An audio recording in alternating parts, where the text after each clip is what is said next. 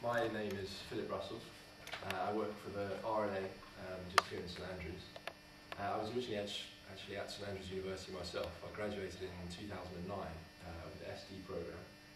So I was in the same class with Alex and a few others who are also back in St Andrews for various reasons now, and all doing work with regard to sustainability, which I think is fantastic. My position at the RNA is Assistant to the Director of Golf Course Management, which has been fantastic for me because it's allowed me to put a lot of the work that I spent doing for 4 years here into practice, which is something that I've really been pleased to find. To talk a little bit about the relevance of what we're doing with regards to SD and how we're integrating that into our work, I'd start probably, I think it's important just to explain a little bit about what the RNA is. And a commonly made mistake is to think that the RNA and the Royal and Ancient Golf Club are actually the same thing, and they're not. The Royal and Ancient Golf Club, which I'm sure many of you will have heard of, it's a very famous clubhouse just down the road here, is a private members golf club. It's a membership of about 2,400 members globally. Historically, the club had taken responsibility for the administration of the rules of golf, the running of championships, and the development of golf around the world.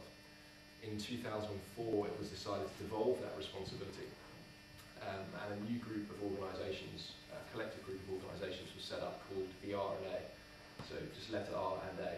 And the best way to think about it is we're kind of the business wing, so we're the professional wing, which undertakes work for the development of golf around the world, the administration of the rules, the running of the Open Championship, other events and international matches, custodians of the game's heritage, and we're also based here in St Andrews.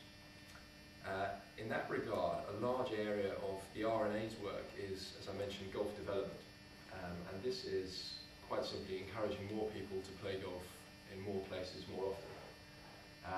The commercial success of the Open Championship, which I'm sure many of you have seen on television, to give you an idea, in 2010 there were about 200,000 spectators who came to St Andrews. Funds from the event are reinvested back into golf around the world. We invest approximately 5 million every year into development projects, and an increasing part of that work is now with regard to the sustainable development and management of golf facilities. So the department that I work for, Golf Course Management, actually comes under the umbrella of golf development.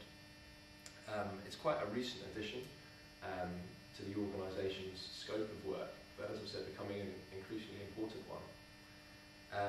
So I was asked in the kind of brief to define or to give a few ideas about what we understand sustainable development to mean and how it relates to our work. And to do that, I think it's good if I were to talk a little bit about how we would like to see the game evolving in the future. And to do that, we can talk about the different pressures that are facing developers and managers. The first one is economic. On a global scale, we're in a recession. The costs of materials are rising, so people that are managing golf courses, materials for maintaining those courses are becoming more expensive.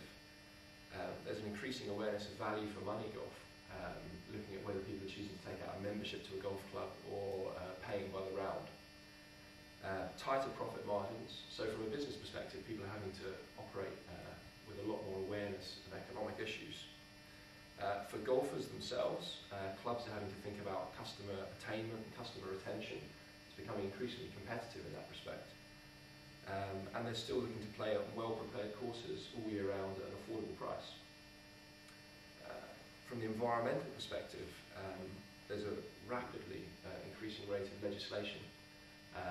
So golf courses can potentially come under scrutiny from this in regard that they to various extents can use water and chemicals to manage. These are becoming much more tightly controlled, especially in a European context to begin with. Things like the Water Framework Directive, the Directive for the Sustainable Use of Pesticides, are all going to affect golf.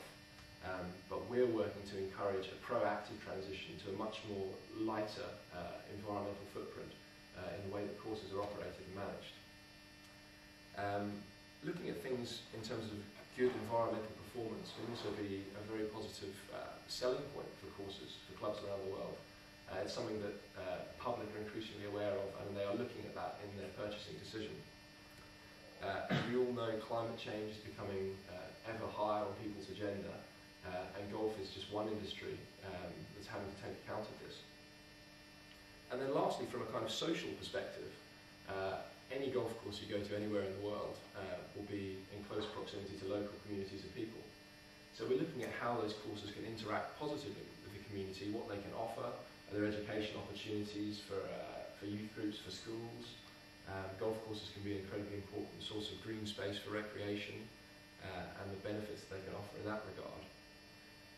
Looking at courses becoming responsible users of energy, working to conserve nature, to manage wildlife proactively, and provide benefit to that wider non-golfing community. So in that respect then I come to our definition which we use for sustainable development for golf, and we define this as the following: optimising the playing quality of the golf course in harmony with the conservation of its natural environment under economically sound and socially responsible management. So just to summarise there, we have 4 parameters in our definition of SD. So we have economic performance, which is the golf course as a business; playing performance in terms of the surfaces that are offered for the golfer to play the game; environmental stewardship, so looking at, as I've said, conservation, the enhancement and preservation of natural resources; and then social responsibility, which is the interaction with wider communities. So in this regard, we're working to transition the way that courses are managed all around the world to a much more sustainable approach. And to do that, I was also asked to speak a little bit about the kind of barriers that we've faced with, that we're encountering. The first for us as an organisation is that we have a global focus. There are 2 governing bodies for golf in the world, the RNA and the USGA, the United States Golf Association. So everywhere in the world except the US and Mexico is the RNA, and we work on behalf of about 30 million golfers. So as you can imagine, in all different countries around the world, we've got different climates, different soils, different species of turf grass, and we're having to provide advice as a governing body on the most sustainable way to manage. And in that regard, with the scope of the work that we're trying to undertake, that is a very big challenge, and one that we're working hard to overcome. For us, it's all about changing attitudes and perceptions. We find that people that have been in the industry maybe 25, 30 years, course management professionals, golf club managers, they're very accustomed to doing things in the way that they've always done them. And these ideas which are new, I think we all sitting in the room here wouldn't consider them new in the same regard, but for a lot of people they are new ideas. Even the word sustainability itself can make a lot of people feel uncomfortable, can make them feel quite nervous about making changes. So a lot of the work we do is encouraging people to understand the benefits. So we talk increasingly now about the business benefits of sustainability. We talk about what these principles can offer to the economic performance of a club. Because to a large extent, if you're reducing your inputs of water and chemicals, you're going to be having a much more positive financial situation at the end of the year, and that is something that people are very interested in. So we do a lot to promote it in that regard. Communicating the importance of the issues, showing people that these problems are not going to go away on national, international fields. People are becoming more and more aware of climate change, of people that cause damage to the natural environment, and it's becoming increasingly regulated. So showing people that they need to make a change now. And then lastly, what we're trying to do is show that the whole concept of what we promote is looking to enhance the business for golf courses rather than something that's going to cause them trouble and excess expenditure. So with that in mind, it's very much a kind of transformation in the way that we want people to perceive this word sustainability and what they understand it to mean. And that now, the department that I work in, is 90 to 100% of what we're doing. We're doing a lot through the web, obviously, providing information where we can go and speak to people on smaller projects to share information and ideas, and looking increasingly towards case studies, which we've found to be one of the most positive and valuable means to show people that this is possible in different locations all around the world. The same concepts can be applied to a golf course in Thailand as they can on the west coast of Scotland. the toolbox ideas of sustainability. So hopefully that gives a little bit of idea about what we are, where we're coming from, how the idea of SD fits into our work on a broader scale, and something that we're looking to be doing a lot more within the future. Thanks for that. Okay.